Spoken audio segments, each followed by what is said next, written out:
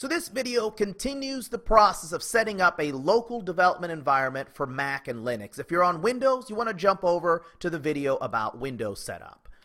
So in the last video, we set up something called Homebrew, which was a package manager that can be used mainly for Mac, but also for Linux. And it allows us to easily control and add and remove command line utilities and programs that we want to have access to.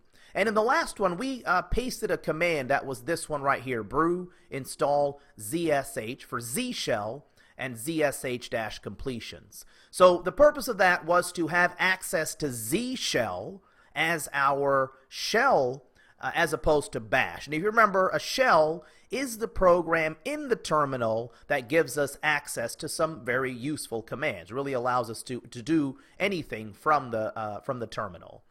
I want to break that command down a little bit because this pattern here is something you're going to be seeing not just for Homebrew, but for working in the terminal in general. So first of all, we have the word brew here. And you probably figured out that brew is the command that fires up Homebrew. So we're telling the terminal, hey, terminal, I want to use a specific program, and the name of that program is going to be brew. So we have brew, then we have a space, and the word install.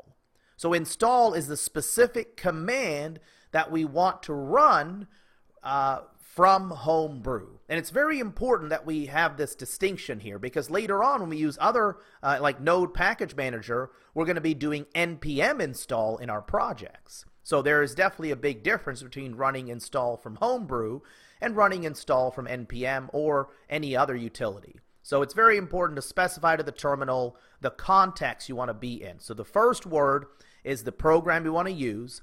The second word is the command that applies to that program. And after that, we have some additional information known as parameters.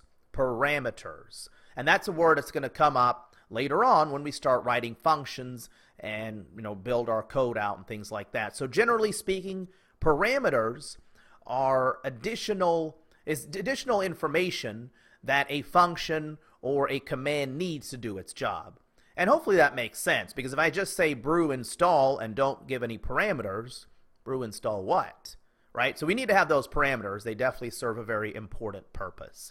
The other command we pasted, this one's a little bit more complicated, so I'm not going to go too far into that one. Again, I just want to provide some information about the common patterns you're going to be seeing in the terminal. The purpose of these courses is not to become, an expert in the terminal, just to kind of get around it. So this one here, just summarize it by saying we wanted to make sure that our terminal knows that we want to use Z shell as the default shell. So don't worry about using bash. So that's what we accomplished there. And going forward, we're going to play around with just a couple more Homebrew commands.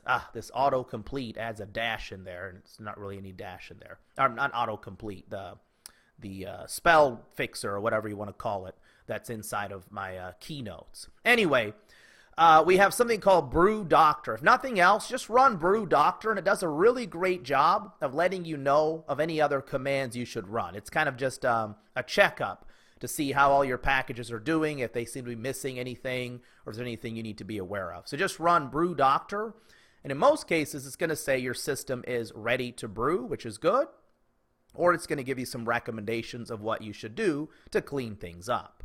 There's also brew update, which says, hey, Homebrew, I want you to go and check all of the package registries and see if anything got updated here in the last few days. And these packages will get updated pretty frequently. So this is something you might want to do every week or two. And I think if you just run brew doctor, it'll say, hey, you haven't checked for updates recently. You might want to do that.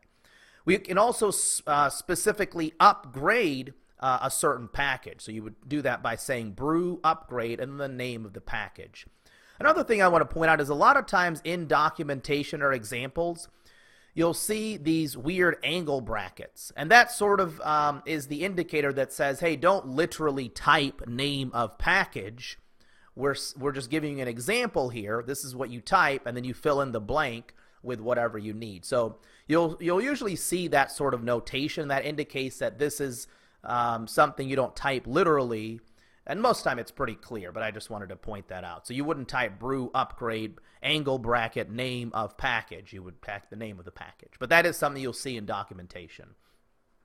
We're also going to install, just to practice using the command, we're just going to do brew install wget.